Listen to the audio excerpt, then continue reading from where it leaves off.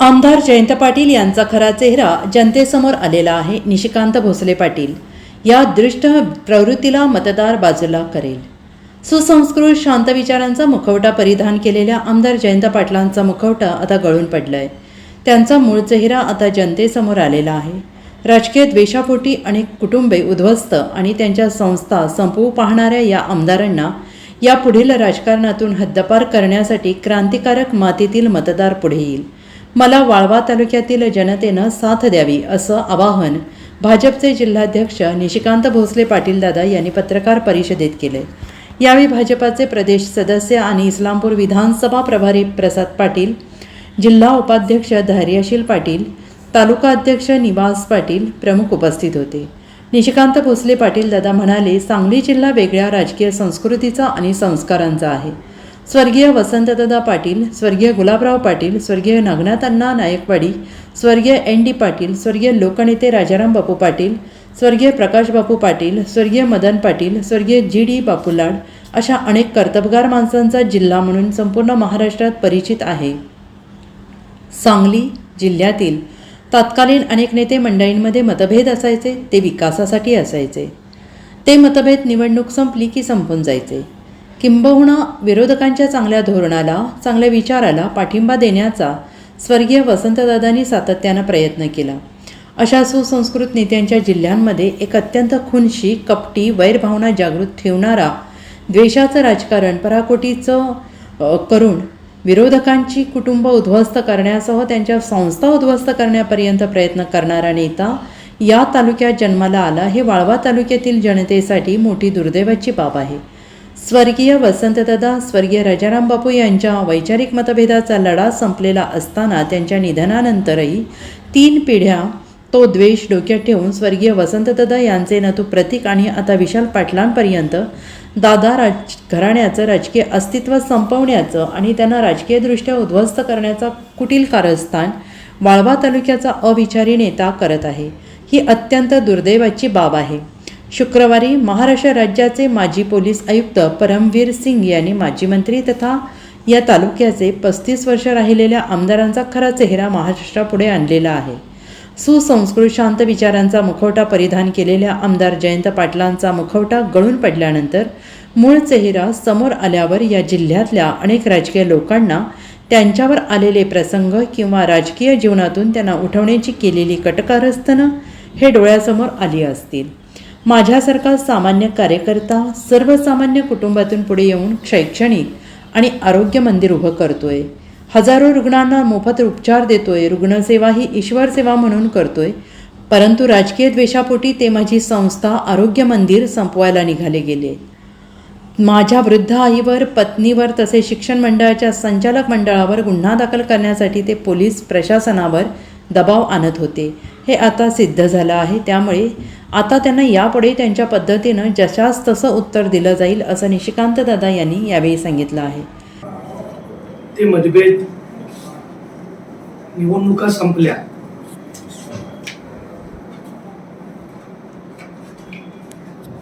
ते मतभेद संपून जायचे. किंबहुना विरोधकांच्या चांगल्या धोरणाला, चांगल्या विचाराला पाठिंबा देण्याचं काम स्वर्गीय वसंतदादांनी सातत्याने या जिल्ह्यामध्ये केलं.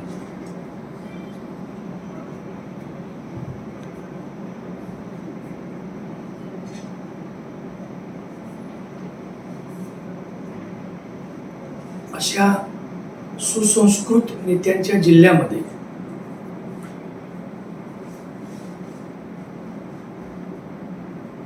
एक अत्यंत खुनशी, कपटी,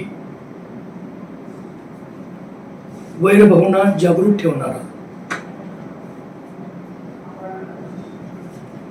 द्वेषाचं राजकारण पराकोटीचं करून विरोधकांच्या कुटुंब उद्ध्वस्त करण्यापर्यंत, त्यांच्या संस्था उद्ध्वस्त करण्यापर्यंत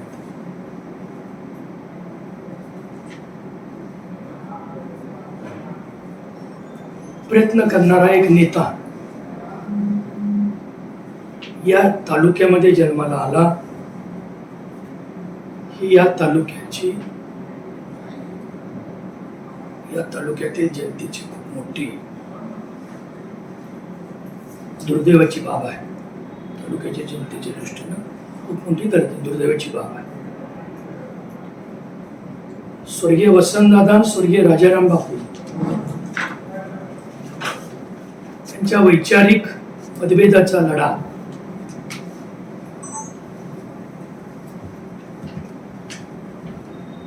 हा संपला असताना सुद्धा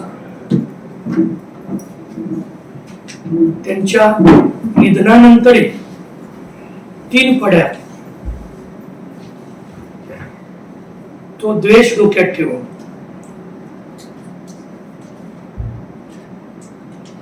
स्वर्गीय दादांचे नातू विशाल पाटलांच्या पर्यंत, प्रतीक पाटलांच्या पर्यंत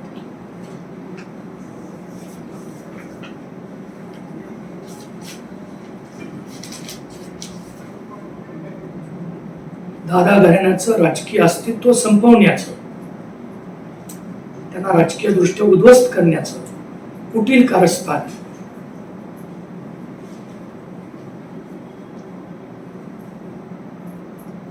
या तालुक्याचा नेता करीत आहे.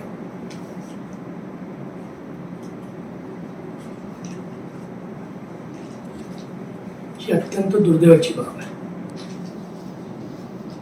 काल महाराष्ट्र राज्याचे माजी पोलीस आयुक्त परमवीर सिंग साहेब यांनी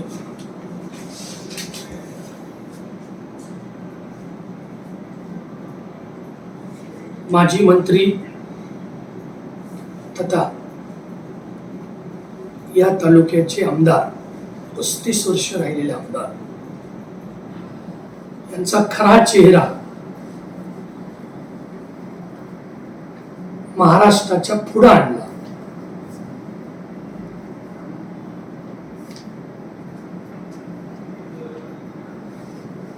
सुसंस्कृत, शांत व विचारी मुखवटा परिधान केलेले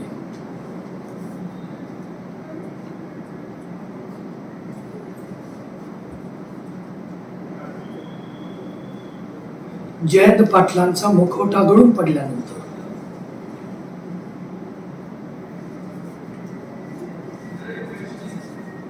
त्यांचा मूळ चेहरा समोर आल्यावर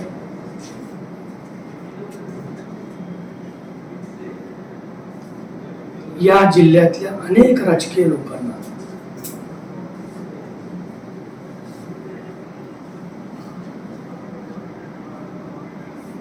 त्यांच्यावर आलेले प्रसंग किंवा आणले गेलेले प्रसंग राजकीय जीवनातून त्यांना उठवण्याची केलेली कटकारस्थान हे डोळ्यासमोर आले असते.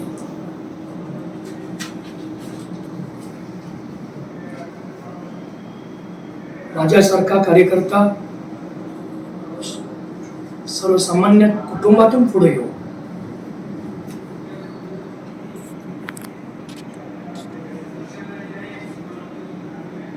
शैक्षणिक व आरोग्य मंदिर उभा करतोय.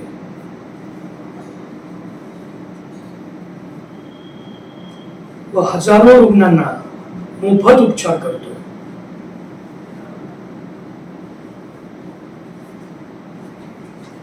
जात भात धर्म पंथ याच्या पलीकडे जाऊन रुग्णसेवाची ईश्वरसेवा. महाराष्ट्र राज्याचे माजी पोलीस महासंचालक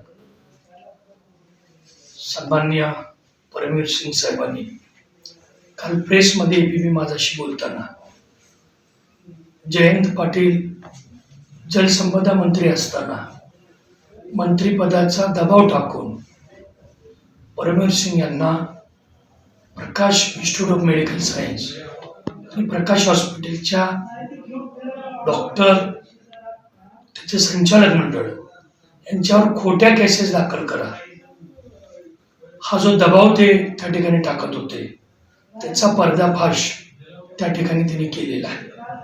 त्या अनुषंगाने आज या ठिकाणी या संस्थेचा प्रशासक म्हणून मी आज प्रेस घेतलेली होती. या जिल्ह्यामध्ये स्वर्गीय वसंतदादांच्या पासून ते स्वर्गीय संभाजी पवारांच्या पर्यंत एक सुसंस्कृत नेत्यांची मांदी आहे. या जिल्ह्यामध्ये राजकीय क्षेत्रात काम करत होती. परंतु जयंत पाटील साहेबांसारखा एक अत्यंत द्वेषाचं राजकारण करणारा त्याचबरोबर एक बदल्याच्या भावनेनं कुटुंब उद्ध्वस्त करणं, संस्था उद्ध्वस्त करणं आणि विरोधकांच्या विचारानं उत्तर न देता ते कुटुंबच संपवणं, विरोधकच संपवणं, अशा एका वेगळ्या भावनेतून जे काम करतात त्यांच्याबद्दल या तालुक्यामध्ये सामान्य जनतेमध्ये प्रचंड चीड निर्माण झालेली आहे. यासाठी आम्ही सगळेजण कायदेशीर सल्ला प्राप्त करून त्यांनी ज्या पद्धतीनं मंत्रिपदाचा दुरुपयोग केलेला आहे आणि खोटे गुन्हे दाखल करण्यासाठी अधिकाऱ्यांच्या दबावावर आणलेला आहे, त्यासाठी उच्च न्यायालयामध्ये दाद मागणार आहोत. या कृत्याबाबतीत ज्या पोलीस अधिकाऱ्यांनी त्यांच्या दबावाला बळी पडून खोटे गुन्हे दाखल केले, त्यांना ज्या ज्या अधिकाऱ्यांनी साथ दिली त्यांच्यासह सर्वांच्यावर कायदेशीर सल्ला घेऊन उच्च न्यायालयात याचिका दाखल केली जाईल. उच्च न्यायालयामध्ये दाद मिळेल, न्याय मिळेल, दाद मागितल्यावर न्याय मिळेल अशी मला अपेक्षा आहे. Bureau report SBN Marathi, Islampur.